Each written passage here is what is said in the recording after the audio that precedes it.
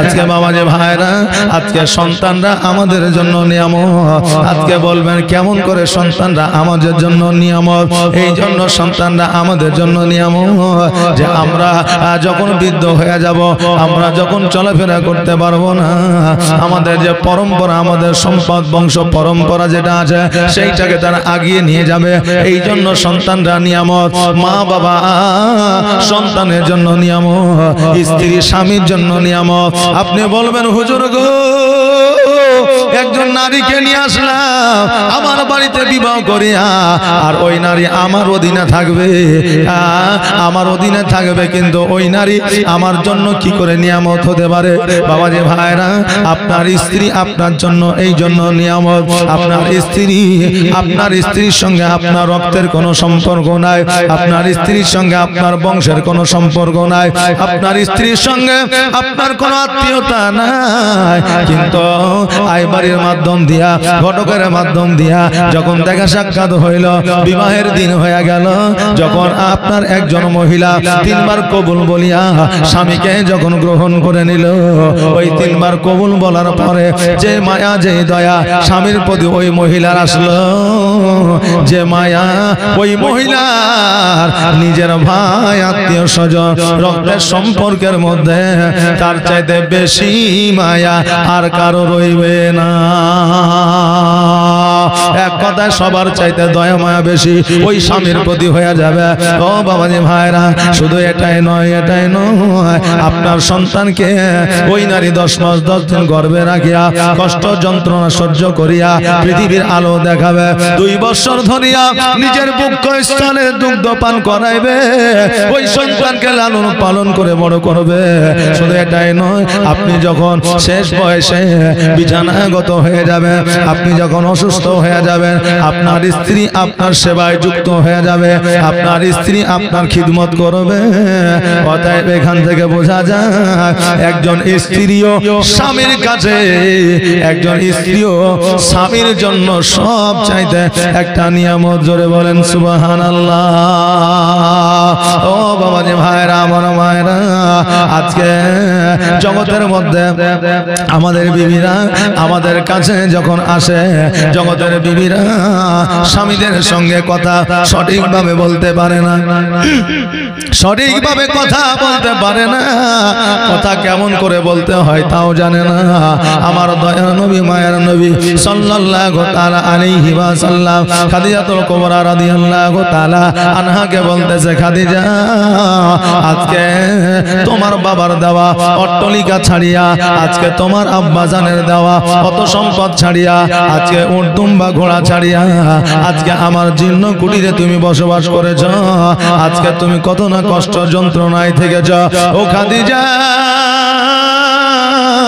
বলো বলো তুমি কি চাও, আমি নবী তোমাকে দিতে চাই। খাদিজা বললেন, ইয়া রাসূলুল্লাহ, ইয়া হাবিবাল্লাহ, নবী গো, আমার বাপের দেওয়া অট্টালিকায় যে শান্তি, যে সুখ আমি পেয়েছি, তার চাইতে 1000 গুণ বেশি শান্তি আপনার এই খেজুর গাছের ছাউনিতে পেয়েছি। জোরে বলেন সুবহানাল্লাহ। ও মা বোনেরা, আমার খাদিজাতুল কুবরা রাদিয়াল্লাহু তাআলা আনহা, উনিও একজন নারী ছিলেন, আপনিও একজন নারী, কিন্তু ওনার বলার ধারণটা কেমন দেখে, আর আমাদের মায়েদের বলার ধারণটা কেমন। 7 বছর 14 বছর সংসার করলো, 2 মিনিটের জন্য ঝগড়া হয়েছে, ঝামেলা হয়েছে, অমনি বিবি বলছে, তোমার ঘরে আসিয়া কোনোদিনই শান্তি পাইনু না। স্বামী স্ত্রী 14 মাস 14 বছর 7 বছর 10 বছর সংসার করে অতিবাহিত করে দিল, আর একটু টুক করে ঝগড়া হওয়া মাত্রই বিবি বলছে, তোমার কাছে এসে আমি কোনোদিনই শান্তি পেলাম না। কিন্তু আমার খাদিজা কি বলছেন, হুজুর গো, আমার বাপের সম্পত্তি পাইয়া আমি যত খুশি ছিলাম, তার চাইতে সমস্ত সম্পত্তি দান করে দিয়া আজকে আপনার জীর্ণ কুটিরে আসিয়া তার চাইতে 1000 গুণ বেশি খুশি হয়েছি। ও মা বোনেরা, ওই খাদিজাতুল কুবরা রাদিয়াল্লাহু তাআলা আনহার মতো জীবন যাপন করবে।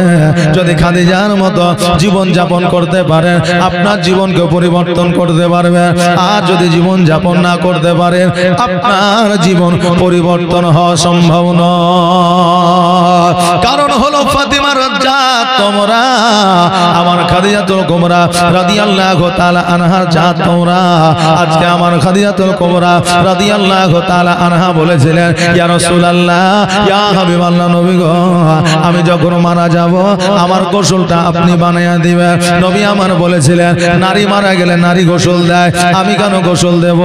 আমার খাদিজাতুল কুবরা রাদিয়াল্লাহু তাআলা আনহা বলেছিলেন, ইয়া রাসূলুল্লাহ, ইয়া হাবিবাল্লাহ, নবী গো, আমি যখন ইন্তেকাল করব নারীরা আমার গোসল দেবে, তাদের মা বোনের সম্মুখে গল্প করবে, ওগো নবী, আজকে জগতের পুরুষেরা তো দেখা দূরের কথা, আজকে এই মদিনা এই মক্কার নারীরাই আমাকে সঠিকভাবে দেখে না।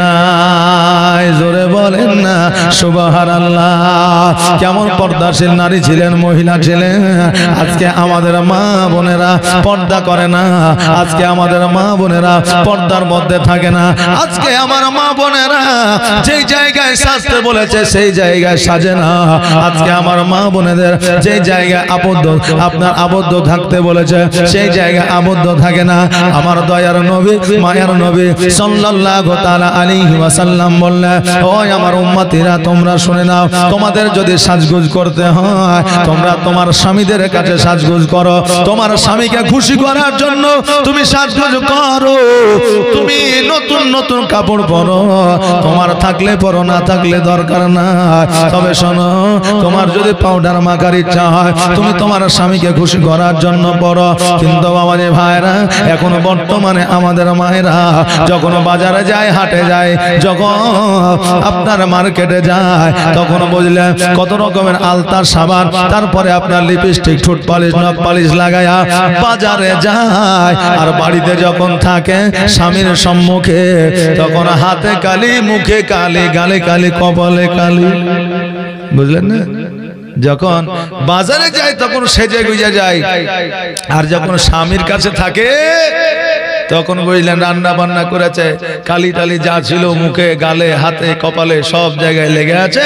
এখন ওকে যদি বলে যে হ্যাঁ রে, তোর গোটায় গালে কালি লেগে আছে, তো একটু পরিষ্কার পরিচ্ছন্ন কর, তো ও আবার 14 বছর বিবাহ হয়ে গেল, এত আবার পরিষ্কার হওয়ার কি আছে?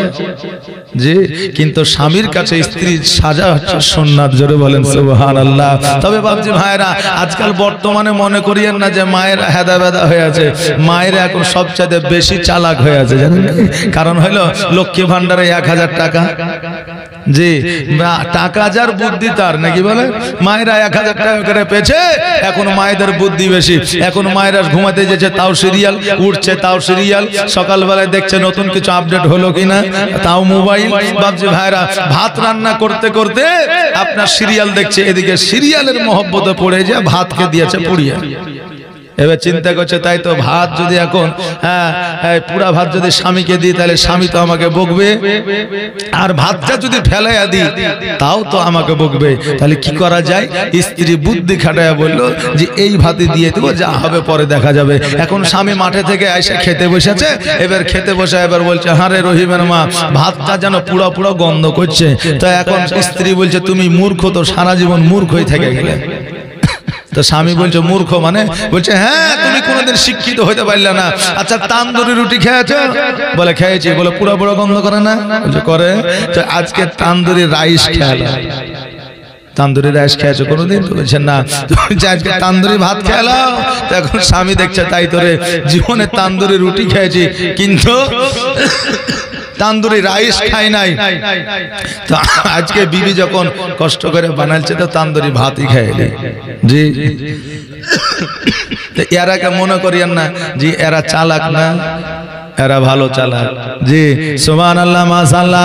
ও মা বোনেরা, আজকে আপনাদের ছোট করার উদ্দেশ্যে আমি বলি না, আজকে আপনাদের লজ্জিত অপমানিত করার জন্য বলি না। অনেক মা আছে এখনো পর্যন্ত পর্দা নিয়ে চলে, অনেক মা আছে এখনো স্বামীকে শ্রদ্ধা দিয়ে চলে, অনেক মা আছে এখনো স্বামীকে সম্মান দিয়ে চলে, এখনো অনেক মা আছে যারা স্বামীর মুখের উপরে তর্ক করে না বাবাজি ভাইরা। আর যারা এখনো স্বামীর মুখের উপরে তর্ক করে তাদের বাড়িতে ঝামেলা দূর হয় না।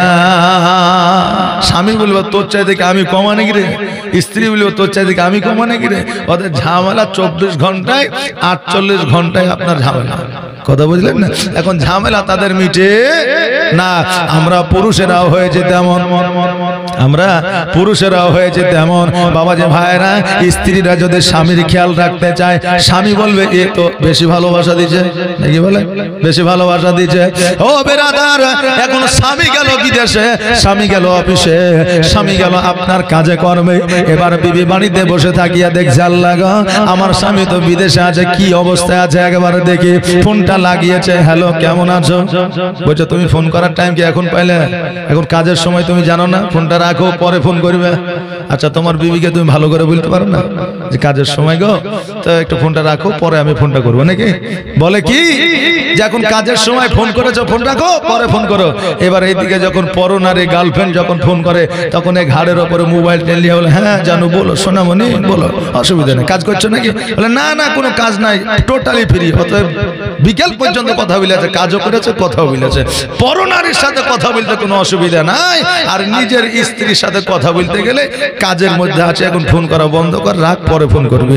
বাবজি ভাইরা, এইরকম যদি আমাদের পুরুষের চরিত্র থাকে ওই বিবিরা অটোমেটিক আপনার মুখের উপরে তর্ক করবে। ও বাবাজি ভাইরা, আমার মায়েরা, 3টা জায়গায় স্বামীদের আপনার শাসন করতে পারবে। কয়টা জায়গায় বললাম? 3টা জায়গায় স্বামীকে শাসন করতে পারবে। এতদিন শুনেছি স্বামীরা স্ত্রীদের শাসন করবে, কিন্তু এমন একটা মৌলানা আমরা পেয়েছি যে নারীরা স্বামীকে 3টা জায়গায় শাসন করবে। ও বাবাজি ভাইরা, এটা আমার কথা নয়, এটা জগতের মানুষের কথা নয়, এটা দয়ার নবী মায়ার নবী সাল্লাল্লাহু তাআলা আলাইহি ওয়াসাল্লামের কথা। আমার নবীজি বলেছে হে আমার উম্মতিরা, তোমার স্বামীকে 3টা জায়গায় শাসন করবে। 1 নম্বর জায়গা হলো স্ত্রী ছাড়া যদি পরকীয়ায় লিপ্ত হয়ে যায়, যদি পরনারীর উপরে তার চাহিদা বেড়ে যায়, ওই স্বামীকে তুমি শাসন করতে পারবে। দ্বিতীয় হলো যদি জুয়া খেলায় মত্ত হয়ে যায়, মদ তাড়ি খায়, তাহলে এই দ্বিতীয় জায়গায় তুমি শাসন করতে পারবে। তৃতীয় জায়গা হইল যদি তোমার স্বামী উপার্জন করে বাড়িতে টাকা না দেয়, হিসাব না দেয়, তবে এই 3টা জায়গাতে স্ত্রীরা স্বামীদের শাসন করতে পারবে।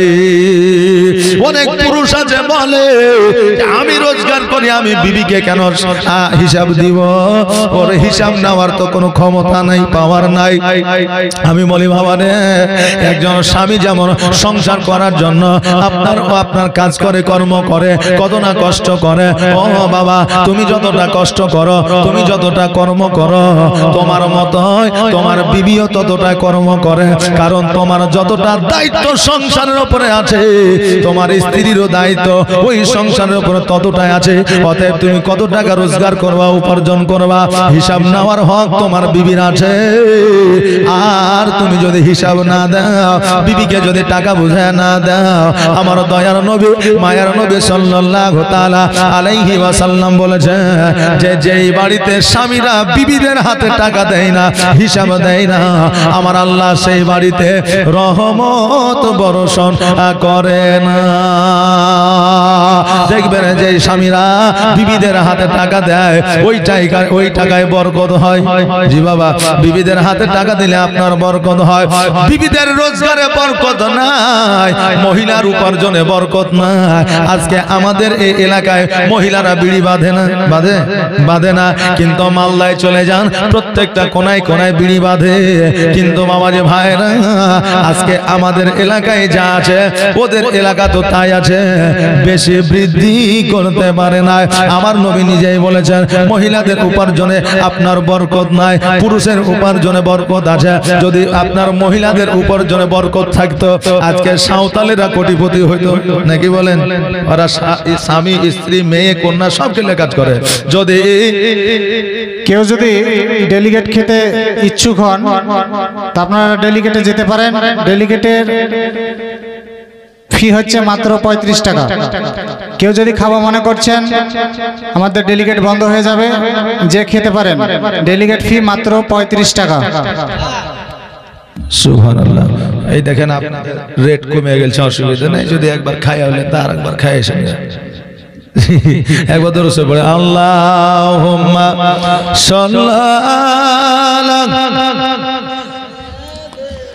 মাওলানা মুহাম্মদ ওয়া আলা আলে মাওলানা মুহাম্মদ। ও বাবা যে ভাইরা, যেটা আমি বলতেছিলাম, যদি আপনার নারীদের উপার্জনে যদি বরকত থাকতো সাঁওতালেরা কোটিপতি হয়ে যেত।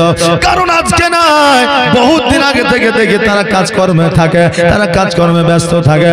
অতএব নারীদের দিয়ে কাজ করাবেন না, নারীদের দিয়ে উপার্জন করাবেন না। তারা বাড়ির সম্মান, তাদেরকে বাড়ির মধ্যে রাখুন, তারা পর্দার মধ্যে থাকবে। তারা আপনার সব চাইতে দামি জিনিস। একজন স্বামীর কাছে স্ত্রী সব চাইতে দামি জিনিস নাকি বলেন? নিজের স্ত্রী একজন স্বামীর কাছে সব চাইতে দামি জিনিস। একটা মোবাইল নিয়েছে, বেশি দাম নয়, 42,000 টাকা দাম। আপনি নিয়েছেন 50,000 টাকা দাম, আরো একজন নিয়েছে আপনার 60,000 1 লাখ টাকা দাম।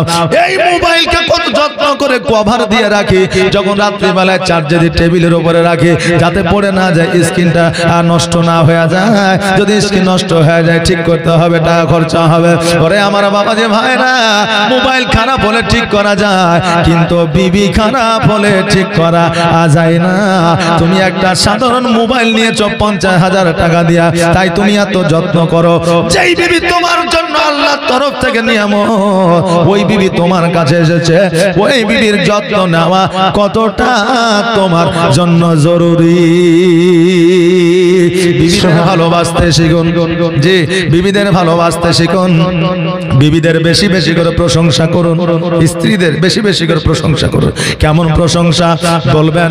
ও বিবিরে, আজকে তোমাকে দেখতে ভালো লাগছে, তোমার কাপড়টা বেশ সুন্দর, তোমার ওড়নাটা বেশ সুন্দর, তোমার কানেরটা বেশ সুন্দর, তোমার রান্নাটা বেশ সুন্দর, তোমার ভাত রান্নাটা বেশ সুন্দর, তোমার কাজটা বড় সুন্দর। এইভাবে স্ত্রীদের প্রশংসা করেন, দেখবেন ওই স্ত্রীরা আপনার প্রতি খুশি হয়ে যাবে। কারণ আমার মায়েরা একটা জিনিসে লালায়িত, যেটা হচ্ছে স্বামীর ভালোবাসা। স্বামী গো, আজকে বিবিদের স্বামীরা বিবিদের প্রশংসা করবে, আর ওই প্রশংসায় বিবিরা খুশি হয়ে যাবে। এটা আমার কথা নয়, আমার নবী সাল্লাল্লাহু তাআলা আলাইহি ওয়াসাল্লাম নিজেই খাদিজাতুল কুবরা রাদিয়াল্লাহু তাআলা আনহার প্রশংসা করতেন। নবী আমার ধর্ম প্রচার করে যখন আপনার বাড়িতে আসতে, বাড়িতে আসার সময় দেখতেন খাদিজা রান্না করতেছে, আমার নবীজি উনুনে জাল দিত, আমার খাদিজাতুল কুবরা রাদিয়াল্লাহু তাআলা আনহা রান্না করতেন। জোরে বলেন সুবহানাল্লাহ। আর এখন মৌলভী সাহেব যদি স্ত্রীর আপনার চুলোতে যদি আপনার জাল দেয়, আর স্ত্রী বসে বসে যদি রান্না করে, পাবলিক যদি একজন দেখে, বলবেন এ মৌলভী তো বউয়ের গোলাম নাকি? কি বলবে না? বলবে মৌলভী তো বউয়ের গোলাম। মা বোনেরা ভাইরা, এটা আমার নবীজির সুন্নাত। নবী আপনার চুলাতে জাল দিত, খাদিজাতুল কুবরা রাদিয়াল্লাহু তাআলা আনহা রান্না করত। এখন আলেম ওলামা যদি কাজ করে কোদাল নিয়ে, আর মাঠে গিয়ে যদি আপনার কি বলে, যদি আপনার আল কোবায়, আমরা বলে ইমাম হয়ে কাজ করবে কেন? বলে কি বলে না? ইমাম মানুষ কেন কাজ করবে? ওই নামাজ পড়াতে আছে, নামাজ পড়াবে। বলে কি বলে না? আমার চোখ বাইরা শুনে না, আমার নবীজির ইতিহাস হয়তো তোমাদের জানা নাই। আমার নবীজি কুয়া থেকে পানি উঠিয়েছে, খেজুর গাছে পানি দিয়েছে, খেজুর গাছের গোড়া খুঁড়েছে। আমার নবীজি ছাগল চড়িয়েছে, বকরি চড়িয়েছে, আমার নবীজি উট চড়িয়েছে, দুম্বা চড়িয়েছে। এবার বলুন, আমার নবী যদি কর্ম করতে পারে, আমি একজন আলেম হইয়া কেন কর্ম করতে পারি না? আমার নবী যদি করতে পারে, তাহলে আমি কেন পারি না? বাপজি ভাইরা, কাজ করাও সুন্নাত, কাজ করাও সুন্নাত, কাজ করলেও নেকি পাওয়া যায়। কর্ম যেমন একটা ইবাদত, ধর্ম তেমন আমাদের একটা ইবাদত। বাবাজি ভাইরা, ওই আমার মা বোনেরা, একবার শুনেলে আমার দয়ার নবী মায়ার নবী সাল্লাল্লাহু তাআলা আলাইহি ওয়াসাল্লাম খাদিজার প্রশংসা করতেন। ওই রকম আমার নবীর মতো সবাই নিজের নিজের বিবিদের প্রশংসা করবে, দেখবেন বিবিরা খুশি হয়ে যাবে। তবে এখনই বাড়ি যা টেরাই করিয়েন না। যে মৌলবি তো বলেছে একবার টেরাই মারি, টেরাই করতে গেলে কপালে কষ্ট আছে বলে মৌলবীর কাছ থেকে এখনই শুনে আইলে আর তুমি এখনই টেরাই করছো, আর জীবনে বিশ্বাস করবে না।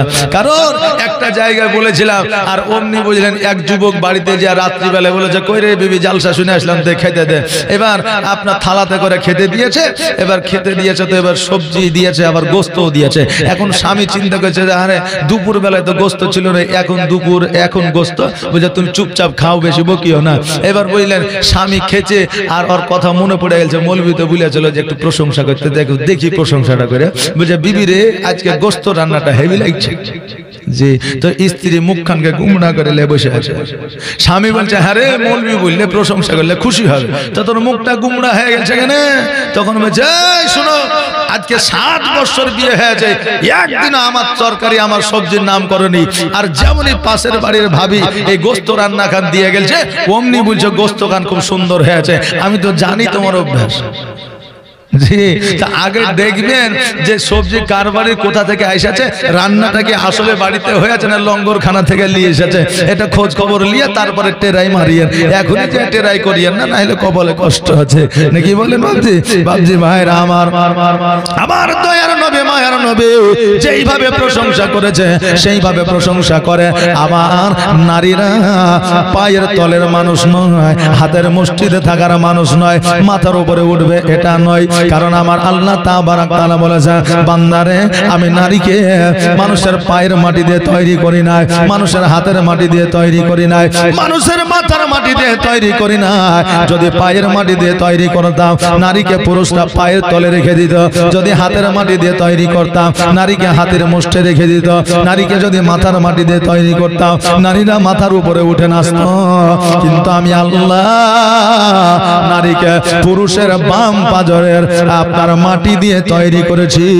যেই নারী আপনার পুরুষের বুক স্থলে থাকবে, হৃদয়ে মাঝে, জোরে বলেন সুবহানাল্লাহ। অতএব নারীরা হৃদয়ে মাঝে জায়গা পাবে গো। অতএব ওই নারীকে কষ্ট দেবেন না, কারণ আপনি স্ত্রীর সামান্য ভুলে যদি কষ্ট দিয়ে দেন, আপনাকে কিয়ামতের দিন জবাব দিতে হবে। হে মা বোনেরা, স্ত্রীর প্রতি আপনার এই রকম আচরণ দেখাতে হবে স্বামীদের। আর স্বামীরা জগতের মধ্যে চলাফেরা করবে, কর্ম করবে।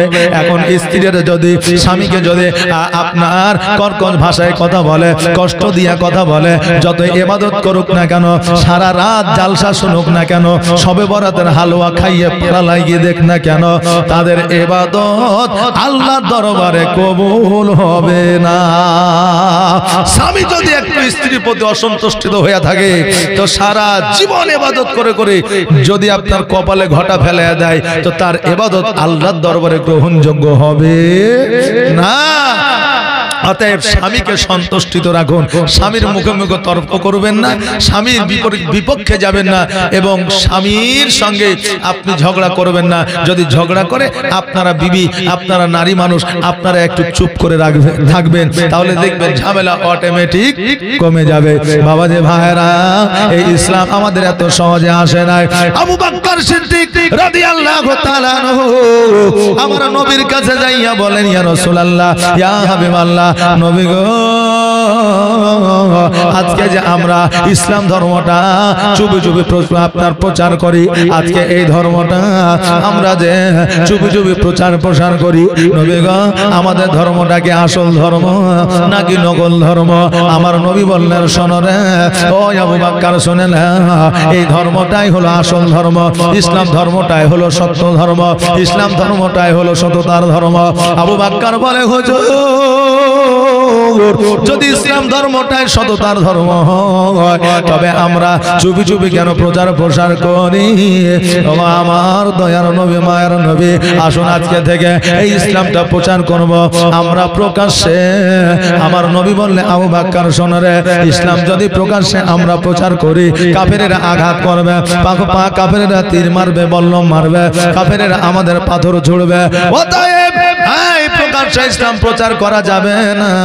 আবু বকর সিদ্দিক বললেন, হুজুর গো, যেহেতু সততার ধর্মে আমরা আছি সেহেতু আমরা প্রচার কেন করবো না প্রকাশ্যে? নবী আমার বললেন, আবু বকর তুমি যখন বলছো আমি নবী, আমি ঘোষণা দিয়ে দিব ইসলামের প্রচারটা প্রকাশ্যে হবে।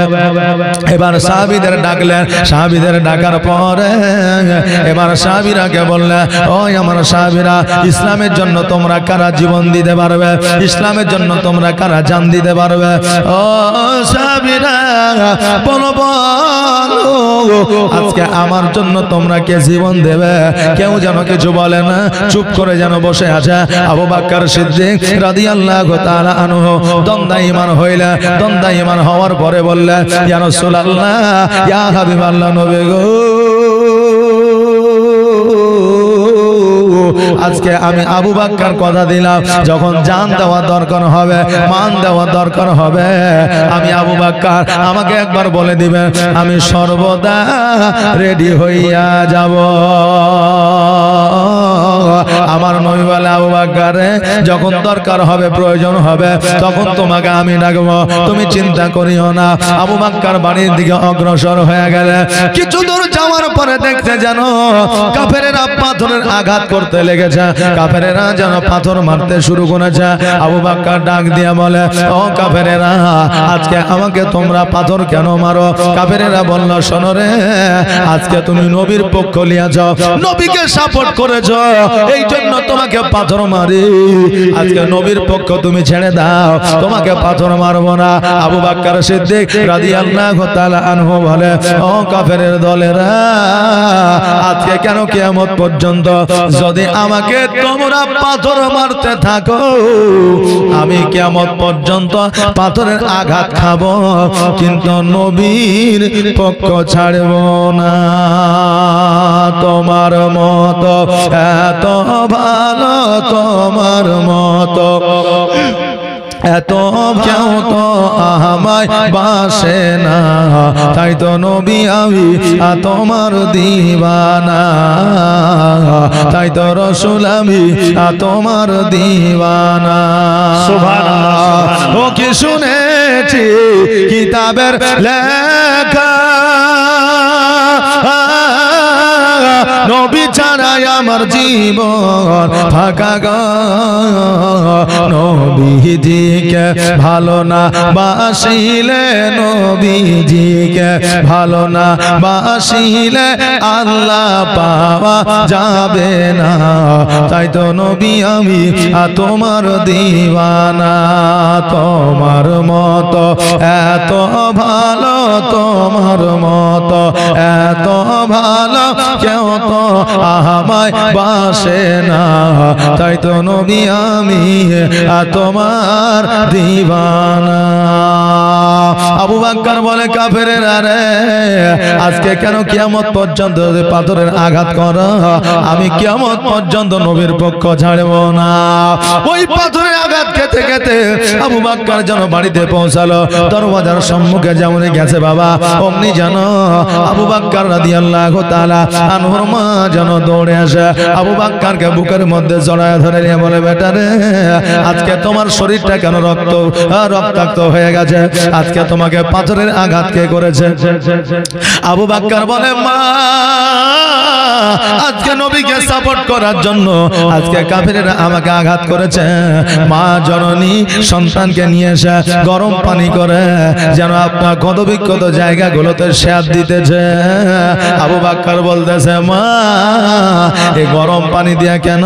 সারা পৃথিবীর ওষুধ দাওয়া দিয়ে যদি আমার শরীরে লাগায় দেয়, আমার ব্যথা দূর হবে না যতক্ষণ পর্যন্ত আমার নবীকে না দেখব। মা গো, আমার নবীকে যদি একবার দেখেলি আমার যত শরীরে সমস্ত ব্যথা বেদনা যন্ত্রণা সব কিছু যেন দূর হয়ে যাবে। মা বলল বেটা রে এই অবস্থায় তোমাকে কেমন করে নিয়ে যাব? আবু বকর বলে মা আজকে আসো আমি তোমার ঘাড়ে হাত দেব, আমাকে তুমি নিয়ে যাবে, আমি তোমার ঘাড়ে হাত দিয়ে ভর দিয়ে যাব। মা জননী সন্তানের কথা ফেলবে না, ফেলবে? কোন মা ফেলতে পারবে না। সন্তান যদি না খায় মায়ের খাওয়া হারাম হয়ে যায়, সন্তানের যদি জ্বর হয়ে যায় মায়ের রাত্রি বেলায় ঘুম হারাম হয়ে যায়, সন্তান যদি কাঁদে মাও সন্তানের সঙ্গে কাঁদে। অতএব পৃথিবীর মধ্যে সন্তানেরকে মায়ের চাইতে বেশি ভালো কেউ বাঁচতে পারে না। পৃথিবীর মধ্যে যদি আপনাকে ভালোবাসার মতো কেউ থাকে বিনা স্বার্থে বিনা লোভে, একমাত্র আপনার মা বাবা, দ্বিতীয়ত কেউ বিনা স্বার্থে ভালোবাসে না।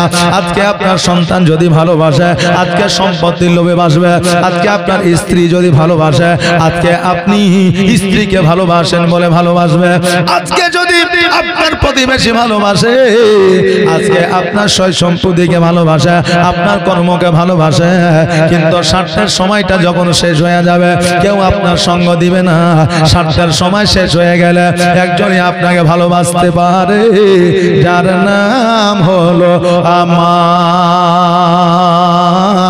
ওই মায়ের পায়ের তলে হলো আল্লাহ জান্নাত দিয়েছে, ওই মায়ের কদম তলে হলো জান্নাত, আর স্ত্রীদের স্বামীর পায়ের তলে হলো জান্নাত। মৌলবি বলেছে যে স্বামীর পায়ের তলে স্ত্রীর জান্নাত আর বাপ মায়ের পায়ের তলে হলো সন্তানদের জান্নাত। অমনি এক স্ত্রী উঠে কিন্তু বাড়ি চলে গেছে, যাওয়ার পরে আপনার স্বামীর পায়ের তল ঘুরতে আরম্ভ করেছে। এখন স্বামী বলছে হারে রহিমের মা আজকে তুই আমার পায়ের তল খুঁড়ছিস, কারণটা কি? গোপালনগরে জালসা হয়েছে তুই পায়ের তল খুঁড়ছিস? বলছে তুমি বেশি বকিও না, চুপ করে শুয়ে থাকো, না এলে খবর আছে। এখন স্বামী বলছে তাই তো, স্বাস্থ্য সাথীতেও মালিক তুই, রেশন কার্ডেও মালিক তুই, আধার কার্ডেও মালিক তুই, তারপরে লক্ষ্মী ভান্ডারেও মালিক তুই, তো তোর সাথে বেশি তর্ক করতে গেলে অসুবিধা আছে, তোর যা মন যায় তুই তাই কর। এখন এক মাজা পর্যন্ত খুঁড়েছে, খুঁড়ার পরে আইলে গেছে, চুপ করে বসে আছে। এখন স্বামী বলছে কি হয়েছে বল না, আমি যদি তোর একটু সলিউশন করে দিতে পারি। ও বলছে মৌলভী সাহেব বললো স্বামীর পায়ের তলে জান্নাত, তাই আমি নিয়াত করেছি যে যতক্ষণ পর্যন্ত জান্নাত না দেখবো ততক্ষণ পর্যন্ত খুঁড়া বন্ধ করব না। এখন স্বামী বলছে খেপি কোথাকার, খুঁড়ে কি আর জান্নাত পাবি?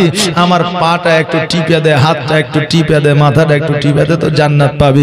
বিবি বলছে ওইরকম জান্নাতের দরকার নাই, ওই জান্নাত নিবে না, কিন্তু কষ্ট করে খুঁড়া জান্নাত দেখবে, কিন্তু স্বামীর সেবা করে নিবে না। স্বামীর পায়ের তলে জান্নাত মানেই স্বামীর সেবা করে জান্নাত, বাবা মায়ের পায়ের তলে জান্নাত মানেই বাবা মায়ের সেবা করে জান্নাত। তাই বলে পায়ের তলে জান্নাত উদাহরণ এক্সাম্পল দিয়েছে বলে এখন পায়ের তল সরিয়ে যদি জান্নাত খুঁজেন তো পাবেন? পাবেন না। বামজি ভাইরা আমার মায়েরা, সন্তানের জন্য আপনার মায়ের পায়ের তলে হলো জান্নাত। অতএব ওই মাকে সম্মান করো, ইজ্জত করো। আপনার বিপদে যদি কেউ ছুটে আসে আপনার মাই ছুটে আসবে, জগতে আর কেউ ছুটে আসবে না। ও বাবাজি ভাইরা, ওই দরদি মা আবু বকর সিদ্দিক রাদিয়াল্লাহু তাআলা আনহুকে যেন আপনার ধরে নিয়ে আমার নবীর কাছে পৌঁছালেন। এবার আমার নবীজিকে দেখিয়া ইব্রাহিম সাহেব 500 টাকা দান করেছে, আমার নবীজিকে দেখিয়া আবু বকর যেন কত বিক্ষত জায়গাগুলোকে যেন ঢেকে নিচ্ছে। জোরে বলেন সুবহানাল্লাহ। নবীজিকে দেখাবে না, কিন্তু আমাদের যদি একটু হাতটা কেটে যায় সঙ্গে সঙ্গে মোবাইলে খেঁচা করে ছবি তুলে স্ট্যাটাসে দিয়ে দিয়েছে। ছবিটা তুলে স্ট্যাটাসে দিয়ে দিচ্ছে যে আজকে আমার হাতটা কেটে গেছে। ও দেখছে যে দেখি আমার দরদি কতজন আছে, হ্যাঁ তোমার হাত কেটে গেছে, কতখানি কেটেছে গো, বেশি রক্ত পড়েছে নাকি, এরকম বলার মতো কি আছে? আরে তো খাবা বলবে কেটা? তুই ফেসবুকে দিয়েছিস, ওই ফেসবুকে তোর মা স্ট্যাটাস দেখে, তোর আব্বা দেখে, তোর চাচা দেখে, যদি দেখে তো তোর ক্লাস ফ্রেন্ড দেখবে, তোর গার্লফ্রেন্ড দেখবে, হ্যাঁ তোর বান্ধবী দেখবে, ওরাই দেখবে। তো ওরা যদি বলে আহারে শোনা তোমার হাত কান কেটে গেছে, কতখানি কেটেছে গো, তো তোর মন বুঝানো, ওকে অন্তর থেকে বলবে মন বুঝানো। এখন ভালোবাসা আপনার এক প্রকারের নাই। এখন ভালোবাসা আগে যদি বলতো যে আমি ভালোবাসি তোমাকে, ও বলতো আমিও ভালোবাসি তোমাকে, তারপরে একটা সময় আসলো আই লাভ ইউ, দ্বিতীয় জনা বলে আই লাভ ইউ টু। আর এখন বর্তমানে বুঝলেন আই লাভ ইউ 1 2 3 4 5 6 7 8 9 10 11 12 যত আছে সব বুঝলে তো মহব্বত অন্তরে থাকে না। জি, যা আছে বুঝলে দেয় কিন্তু অন্তরে মহব্বত থাকে না। একজনের স্ত্রী মারা গেছে বুঝলেন, পরের দিন যাইয়া ওই স্ত্রীর কবরে হাওয়া করছে। এখন স্বামী আর স্ত্রী রাস্তা দিয়ে হাঁটে গেছে, বলছে হ্যাঁ গো এই চাচার স্ত্রী তো কালকে মারা গেল আর আজকে কবরে হাওয়া করছে, কারণটা কি? তো ওখানে বলছে খেপি ওর স্ত্রীকে খুব ভালোবাসে ওই জন্য হাওয়া করছে। তো এখন ওর স্ত্রী বলছে আমাকে তো একদিন হাওয়া করো না, বলছে ওর মতো ভালোবাসা দে তবে তো হাওয়া করবো। হ্যাঁ, তো বলছে ওই এমন কি ভালোবাসা দিয়েছে আর এমন কি কাম করেছে যে ওকে এত ভালোবাসে, চলো তো জিজ্ঞাসা করে আসি। এক পা দুই পা করে যায়, বলছে চাচা আপনি চাচিকে এত ভালোবাসেন? চাচা বলছে ভালোবাসা আবার কি রে, ভালোবাসা টালোবাসা কিছু নয়। তো চাচি যখন মারা যায় তখন মারা যাওয়ার আগে বলেছে, একটা ওসিয়ত করে গেছে যে আমি মারা গেলে তুমি তো বিয়ে করবাই, তো কমসে কম আমার কবর যতদিন না শুকাবে অতদিন বিয়ে করিও না। এই জন্য দেখছি কুয়াশার রাত্রে বেলায় কুয়াশা পড়ছে, সকালে শুকাইতে দেরি হয়ে যাবে, এই জন্য আমি পাখা দিয়ে হাওয়া করছি যাতে তাড়াতাড়ি শুকাই আর আমার বিয়েটাও যাতে তাড়াতাড়ি হয়ে যাবে। জি, আমরা দেখছি যে মনে করছে মনে হয় মহব্বতে হাওয়া করছে, কিন্তু ও আসলে তো স্বার্থে হাওয়া করছে না, কি বলে ও অর্ধেকটা বুঝছে যে এখন লোক দেখানো ভালোবাসা, অন্তরে ওই রকম ভালোবাসা আর নাই। এখন 2 3 4 5 6 7 8 9 10 এগুলোই বাড়ছে, কিন্তু আপনার যে অন্তরের ইঞ্জিনের যে আপনার নাট বল্টু তা কিন্তু বাড়েনি।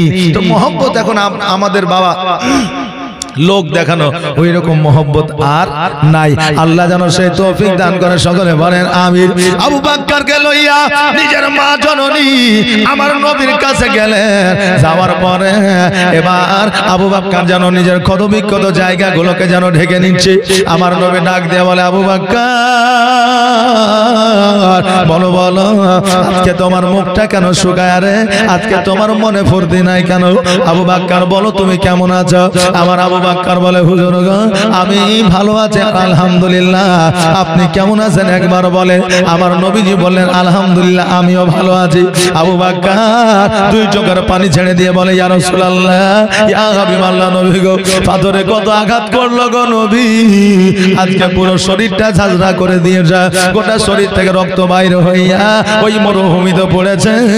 নবী গো তো আমি এত যন্ত্রণা ব্যথা বেদনা পেয়েছি, আজকে যখন আপনি বললেন আলহামদুলিল্লাহ আমি ভালো আছি, আপনার ভালো থাকার কথা শুই না আজকে আমার শরীরের সমস্ত রোগ ভালো হয়ে গেছে।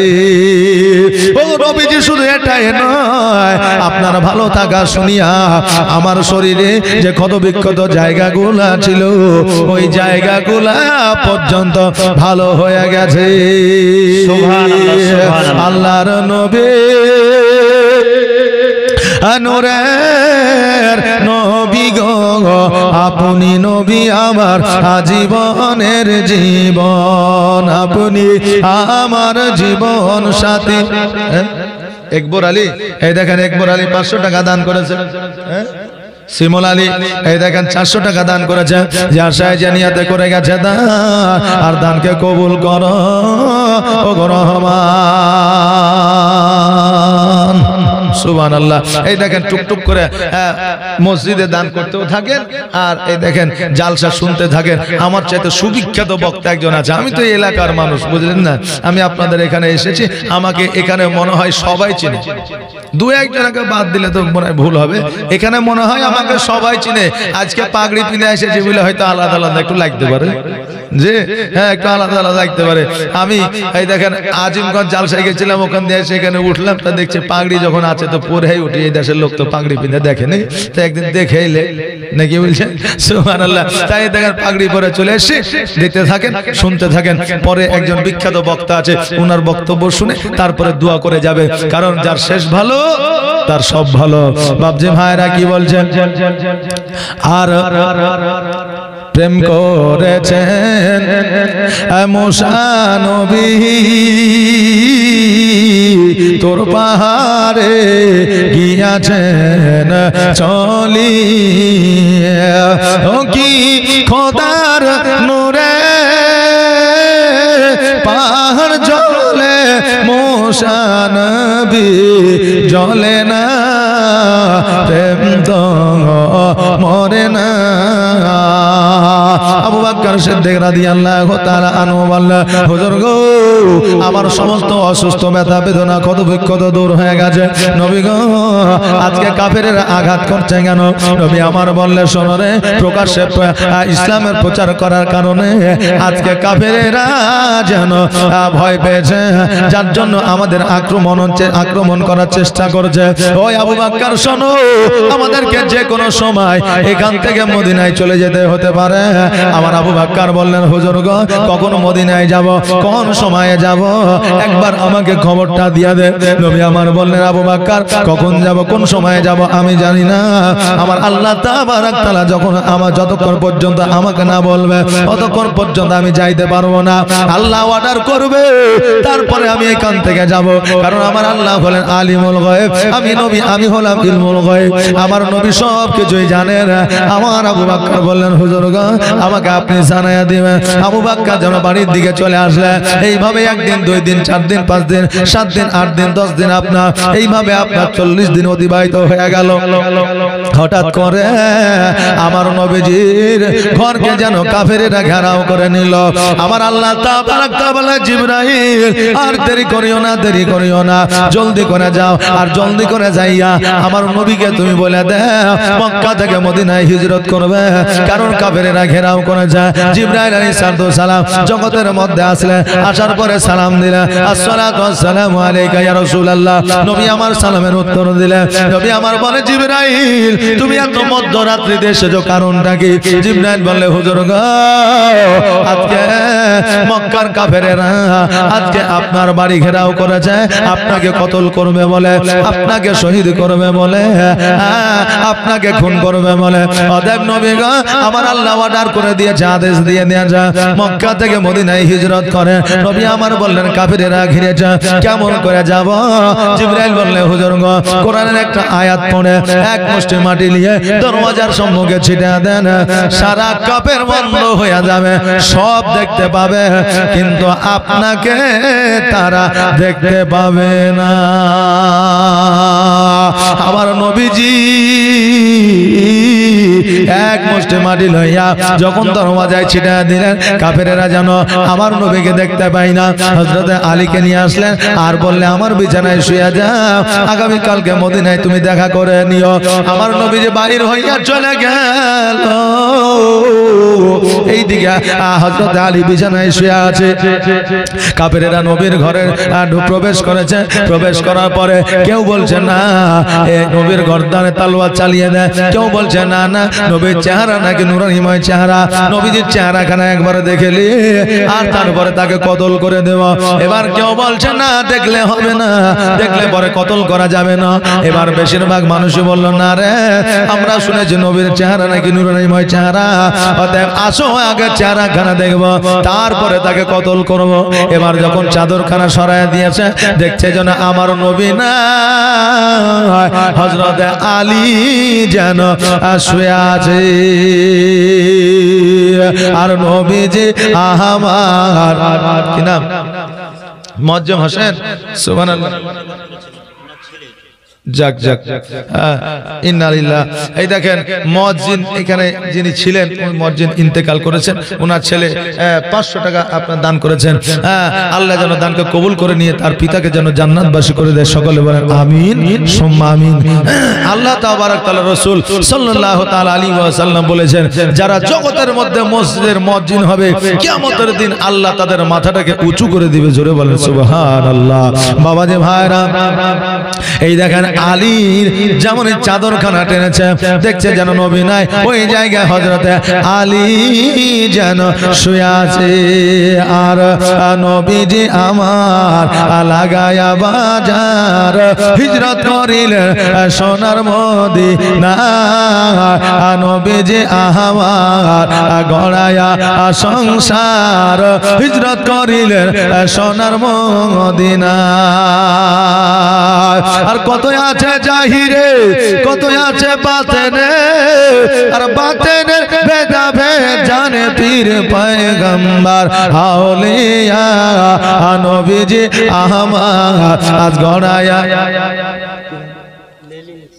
লেলিন শেখ সুবহানাল্লাহ, আমাদের মাস্টার সুবহানাল্লাহ। এই দেখেন ভগবান গলায় নিচু বাজার আপনার পারভিন টেলার, আপনার লেডিস টেলার, খুব ভালো জামা বানায়, বিখ্যাত টেলার, মানে খুব ভালো প্রভাব এবং প্রসার।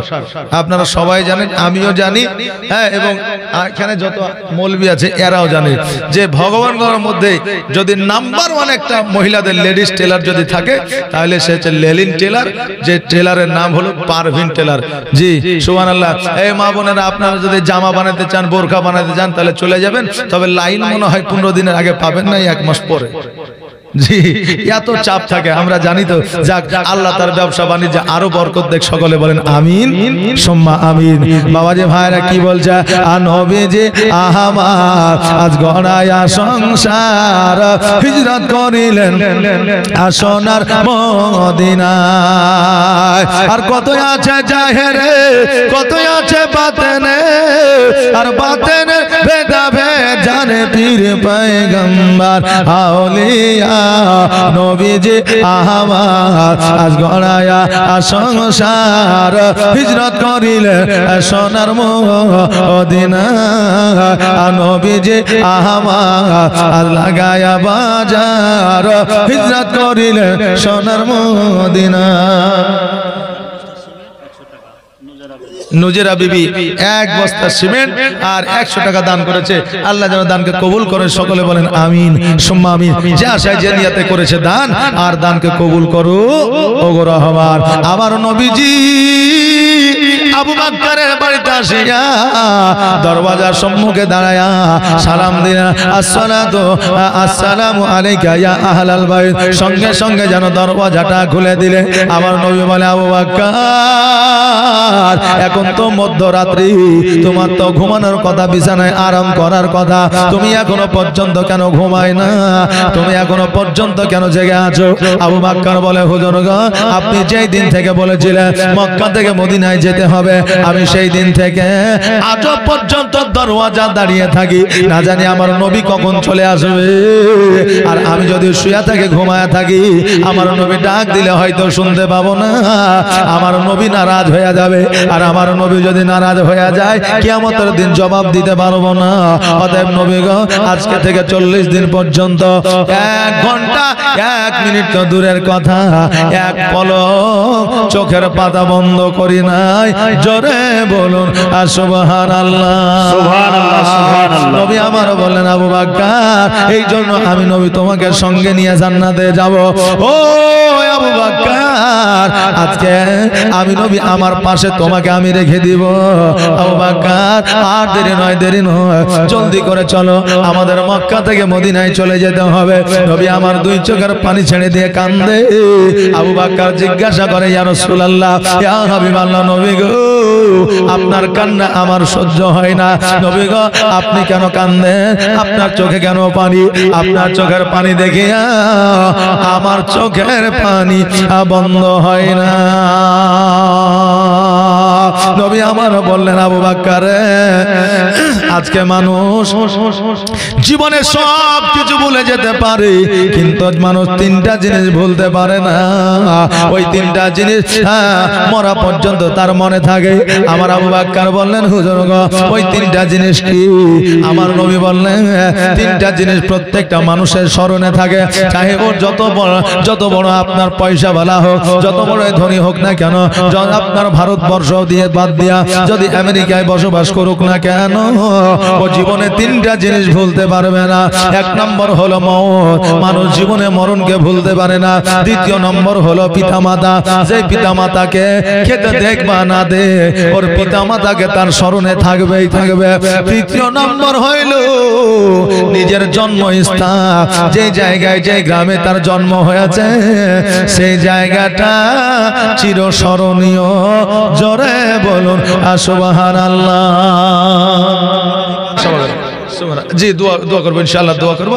নারে তাকবীর, নারে সালাত। সেলিম শেখ ভাই আমার, এই দেখেন এক বস্তা সিমেন্ট আর 500 টাকা দাদা জোরে বলি জিন্দাবাদ। এই দেখেন বক্তা চলে এসেছে। নারে তাকবীর, নারে সালাত। মাসলাকে আলা হযরত জনাব মুফতি মাওলানা মোহাম্মদ আপনার আফজাল হোসেন মানজারি সাহেব জোরে বলি জিন্দাবাদ। সুবহানাল্লাহ। হযরত